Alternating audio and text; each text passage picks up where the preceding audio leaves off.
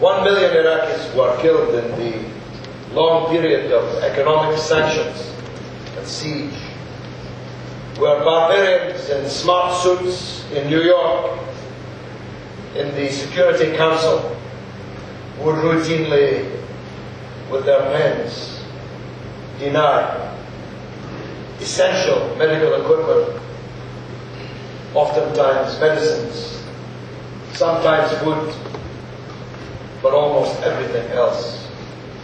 1 million Iraqis died in that period between 1990, when the sanctions began, and the end of the sanctions, though they have not, bizarrely enough, entirely ended even yet, with the war, the collapse, and the occupation 5 years ago in 2003. Most of those 1 million were children. At one stage, around 1995, an Iraqi child was dying every 6 minutes of every day, and every night, of every weekend, every month of that year, 18 months actually, of which the killing was at its maximum, killed by the lack of medical equipment, killed by the lack of essentials that Iraq had been deprived of by the so-called international community, on the basis that Iraq was in breach of international law because it had built up a stockpile of biological and chemical weapons and was continuing to produce biological and chemical weapons, and was thus in defiance of the United Nations Security Council. The fact that that all turned out to be a complete lie, that there was not a single biological or chemical weapon in Iraq, that Iraq turned out not to be in defiance of a single United Nations resolution, means that every one of those 1 million children were murdered by the Western governments, principally Britain and the United States, who implemented that policy with such ruthlessness that they ought to be dripping in the blood which they caused to be shed. And then there was the war, based on a tower of lies, higher than the Tower of Babel itself, to which we were all treated, to which all these journalists with their clever university degrees fell hook, line and sinker.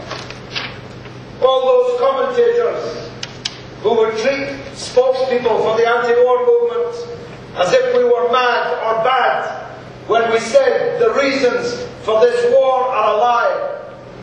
They looked at us as if we ought to be locked up. Indeed, they tried to lock some of us up.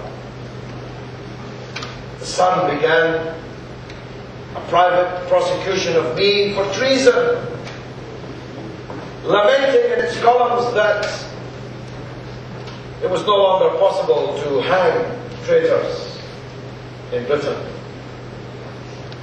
The anti-war movement was painted, albeit briefly, as a kind of fifth column for the enemy. But we must face the facts now, that everything we said about the war in Iraq turned out to be right, and everything our enemies said turned out to be false, except where it's now exposed as a deliberate falsehood, a deliberate lie. And that will be important when we come, as I will, to discuss what lies ahead, when again we're saying one thing and our enemies something completely different. But let me dwell on Iraq, if I may, because it's germane to the first speech, part of which I missed, which is the sense of insecurity felt in countries like ours about the turbulent international situation into which we find we have plummeted.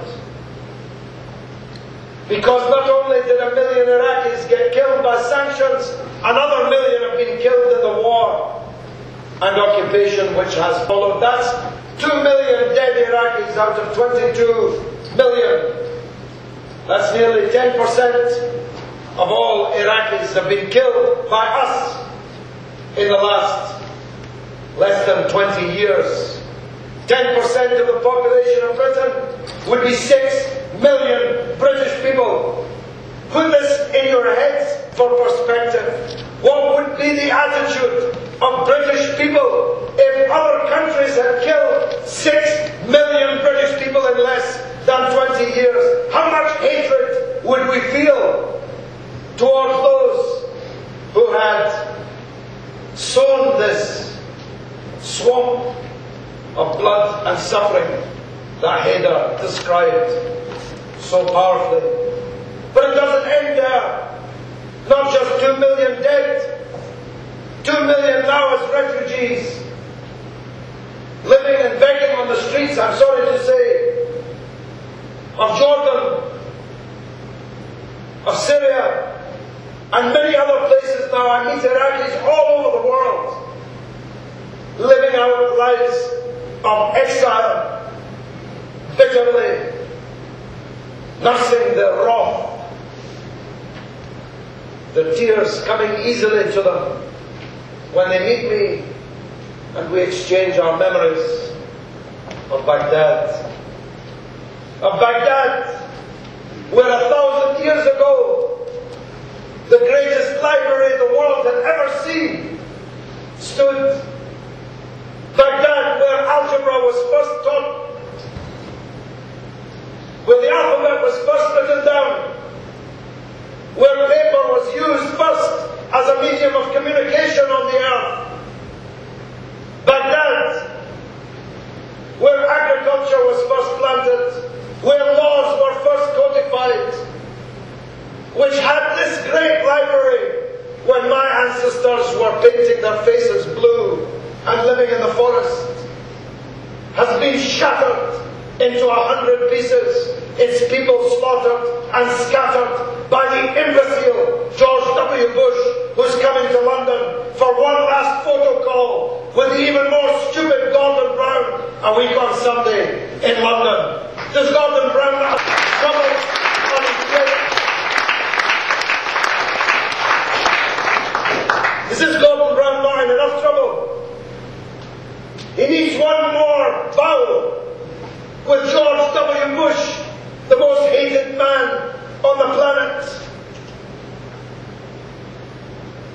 Now, British domestic politics is something on a Stop the War platform I must largely leave alone, except in saying this, that on Wednesday, there's two big events in Parliament on Wednesday. One of them is my adjournment debate on Somalia.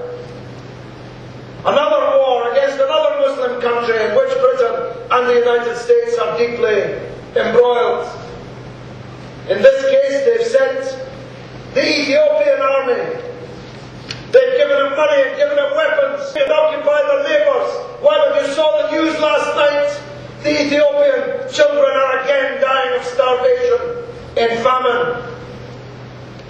This, a government that's never done talking about Zimbabwe and Mugabe and Sudan and Darfur, is involved in the deaths of 2 million people in Somalia over the last 10 years.